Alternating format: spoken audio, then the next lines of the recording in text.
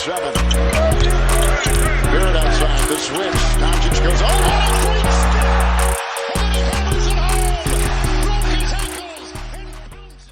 What's going on, guys? Welcome back to a brand new video. I hope you guys are doing well, and today I'm going to be talking about Duncan Robinson. If you end up enjoying this video, be sure to give me a thumbs up and click that subscribe button for more content. If you end up enjoying the content, it's not that good in my opinion, but if you want to click that subscribe button, go ahead. But yes, guys, I appreciate the great amount of support, all jokes aside, and you guys are probably wondering, why are we talking about Duncan Robinson? Well, a report came out a few days ago that people within the Knicks organization actually are fans of Duncan Robinson, and there's all these jokes, like I was even thinking about it. Will Pat Riley allow us to go out there and get Duncan Robinson, someone who's actually a restricted free agent? We know Pat Riley's a god, and I feel like he wouldn't let Duncan Robinson out of his sight, and he's going to make sure he re-signs with the Miami Heat. They still have an extremely good culture, even though they lost in the first round versus the Milwaukee Bucks, but I bet they're not embarrassed now because the Bucks just went on to hold up the championship trophy. They are the 2021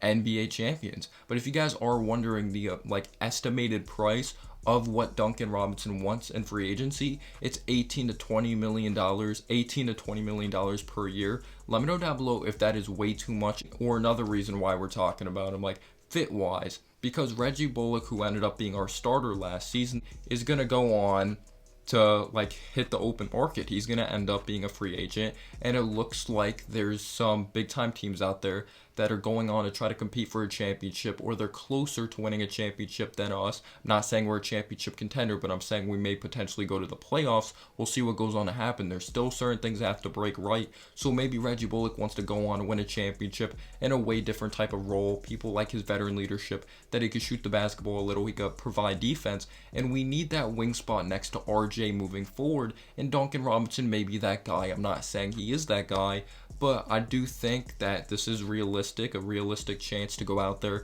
get a Duncan Robinson. Again, he is demanding $18 to $20 million per year, and he also isn't the oldest in the world. This isn't someone who's 30 years old. He kind of does fit the timeline of the team. But yeah, let me know down below, would you pursue Duncan Robinson? And let's get right into it, y'all. So getting into his strengths, it's pretty obvious, we know this. Duncan Robinson is an absolute threat of shooting the basketball. On over 8 attempts, over 40% from beyond the arc. He could shoot it from anywhere behind the three-point line. Quick trigger, he can move without the ball, he can move off the screen so quick. He's literally a master. He's like Kyle Korver, Atlanta Hawks level of, remember when Kyle Korver almost shot 50% from three, that insane absurd year? That this is how this dude moves without the basketball, coming off of screens. He's an absolute sniper, and it would definitely take pressure off of RJ Barrett when it comes to shooting the ball. Yes, RJ Barrett made this big time leap, but he's not on the level of a Duncan Robinson. Not many players are, and I still think RJ Barrett has ways to go when it comes to really creating for himself, shooting the basketball, and just being a consistent shooter. This isn't someone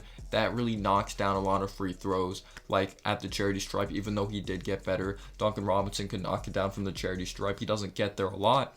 But yes, this dude just is constantly moving. Look at JJ Redick, look at a Klay Thompson, look at the best shooters. This isn't someone that's just stationary, just standing there. He's just moving around constantly. And I think an underrated part of his game, sometimes he has this occasional backdoor cut.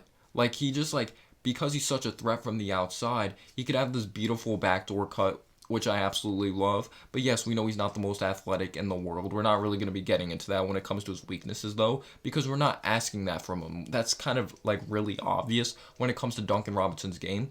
But now getting into defense, he actually is a solid team defender. I'm not saying he's good, I'm not saying he's great, but he is solid, he is decent. He can get it done when it comes to team defense, helping out on time at times, and really helping his teammate make the offensive player feel uncomfortable. And now getting into the weaknesses.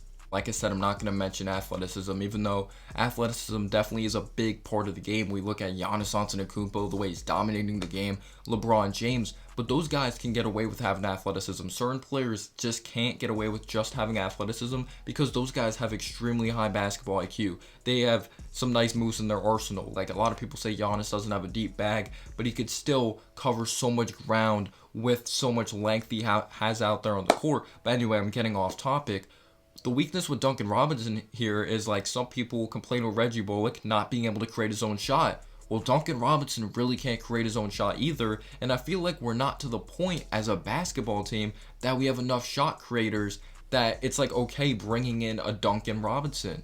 Because like RJ Barrett's not to the point that he can consistently shoot off the dribble.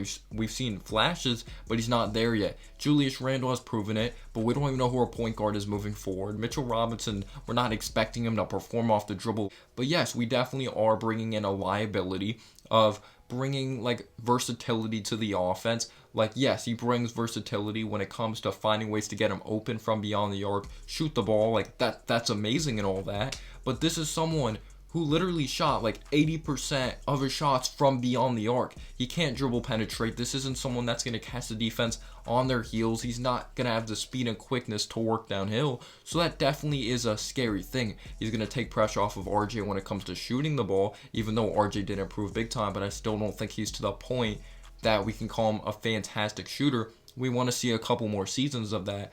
But also the defense, we're getting a downgrade when it comes to defense. He's a solid team defender, but that's team defense, and he's solid at team defense. I'm not saying team defense is bad. Team defense is a big time part of the game. It helps you win championships and all that. As if you take a look at Duncan Robinson on the ball, he definitely has ways to go in that department. He's decent. I wouldn't say he's good. I wouldn't say he's great, but he's okay. He's decent. Like maybe he could pass by a little bit, but he definitely has ways to go when it comes to defending those twitchy types of players out there in the court, or definitely those faster types of players. And him being a starter, he definitely will need to get better on defense, but he's taken some strides. Eric Spoelstra has come out and said that. I do think he has this great work ethic, and this is something that was definitely a big part of his game that he had to address entering the league when he got picked up by the Miami Heat, that his defense was extremely raw. But working under Tom Thibodeau, who knows, maybe he goes on to become a good defender or even like a solid defender, because at this point I think he's decent at best. But you're bringing in someone who like he's a much better shooter than Reggie Bullock, but just like Reggie Bullock, he can't create for himself, doesn't bring big time versatility. You're bringing a downgrade on defense, not the best distributor of the ball, but I would say he is more big time when it comes to those bigger moments compared to a guy of Reggie Bullock, even though we've seen Reggie Bullock hit that big time shot versus the Pelicans. He had a couple big shots in the Atlanta series, like in that one game. But I feel like Duncan Robinson brings more of that consistency of shooting the ball to really like summarize it up. But he's not a versatile offensive player. He's not a great defensive player. He's not someone that's really going to distribute the basketball and just absolutely change this offense. So is that worth it for a contract of like $18 to $20 million per year? Let me know down below your thoughts. Thank you guys so much for the great amount of support, and peace out, y'all.